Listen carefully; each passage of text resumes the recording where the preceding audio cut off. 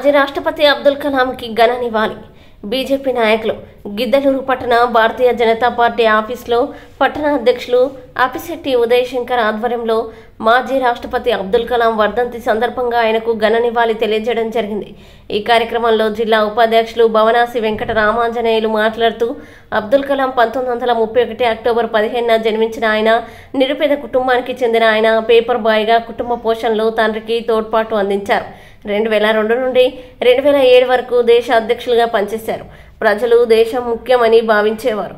రెండవసారి రాష్ట్రపతి అవకాశం వచ్చినా తృణప్రాయంగా తిరస్కరించారు. ఆయన సేవల్ని గుర్తించి భారతరత్న బిరుదుతో సత్కరించడం జరిగింది. ఇస్రోలో వర్క్ చేస్తూ శాటిలైట్ పితామహుడిగా పేరొందారు అని కావున ఆయన అందరికీ స్ఫూర్తిగా భావించాలని కోరడం జరిగింది.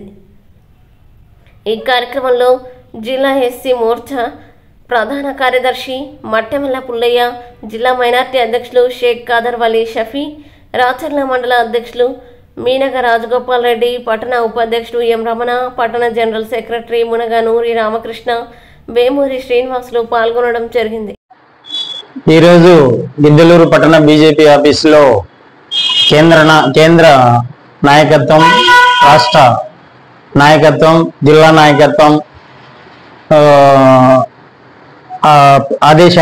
ఆదేశాల ప్రకారము డాక్టర్ అబ్దుల్ కలాం 11వ రాష్ట్రపతి వర్ధంతి సందర్భంగా ఆయనకు ఘనంగా నివాళులు అర్పిస్తున్నాం.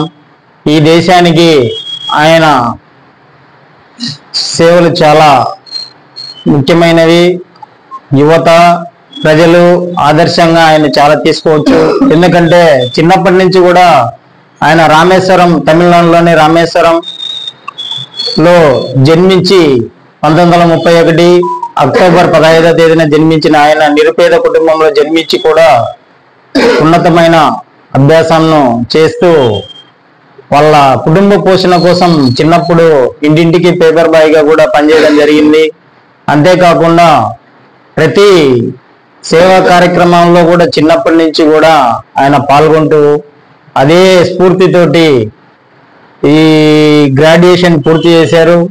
తర్వాత ఇస్రోకు చైర్మన్గా కూడా ఆయన వర్క్ చేయడం జరిగింది.